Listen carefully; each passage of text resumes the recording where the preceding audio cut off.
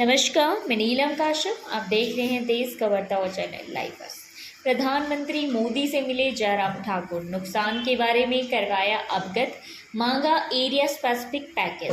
पूर्व मुख्यमंत्री एवं नेता प्रतिपक्ष जयराम ठाकुर ने प्रधानमंत्री नरेंद्र मोदी को आपदा में हुए नुकसान के बारे में अवगत करवाया है।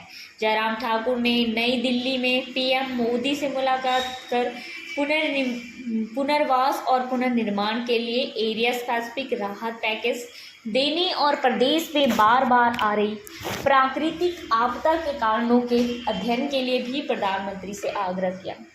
पूर्व मुख्यमंत्री एवं नेता प्रतिपक्ष जयराम ठाकुर ने सोमवार सुबह प्रधानमंत्री नरेंद्र मोदी से मिलकर हिमाचल प्रदेश के आपदा प्रभावित क्षेत्रों में हुए नुकसान के बारे में अवगत करवाया। प्रधानमंत्री ने आपदा से हुए नुकसान के बारे में विस्तार से जानकारी ली और आपदाग्रस्त क्षेत्रों में पुनर्निर्माण और पुनर्वास में हर संभव सहयोग देने का भरोसा दिया।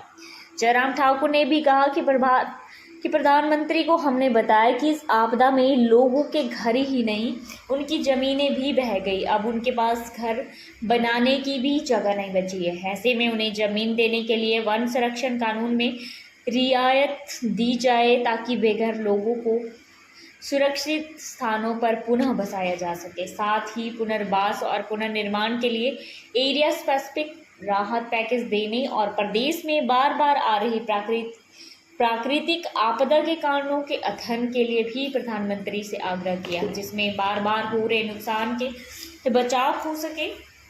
जयराम ठाकुर ने कहा कि इस आपदा की वजह से प्रदेश में 1200 करोड़ रुपए से ज़्यादा का नुकसान हुआ है, जिसमें लगभग 1000 करोड़ से अधिक का नुकसान सराज विधानसभा में ही हुआ है, जबकि 30 जून से उस रात सराज, करसोग और नाचन में ही कुल 42 की जान गई है और अकेले सराज में ही 29 लोग आपदा का शिकार हुए हैं। 500 से अधिक घर पूरी तरह से बह गए हैं और 1000 घर क्षतिग्रस्त हो गए हैं जो रहने लायक नहीं बचे। इसके साथ ही नाचन, करसोग और धर्मपुर में भी भारी नुकसान हुआ है। धर्मपुर में सियाटी गांव पूरी तरह से जमींदोज हो गया और लोग खुले में रातें काट रहे हैं। इसीलिए पुनर्वास और पुनर्निर्माण के लिए एरिया स्पेसिफिक राहत पैकेज देने का निवेदन भी किया है। उन्होंने कहा कि प्रदेश के कई क्षेत्रों में बार बार प्राकृतिक आपदा आ रही है। इसके कारणों के अध्ययन के लिए भी प्रधानमंत्री से आग्रह किया गया है, जिससे बार बार हो रहे नुकसान से बचाव हो सके। आपदा के दौरान राहत और बचाव कार्य के लिए हर संभव सहयोग प्रदान करने के लिए उन्होंने प्रधानमंत्री जी का धन्यवाद भी किया है। आप जुड़े रहिए लाइव फर्स्ट टीवी के साथ। धन्यवाद।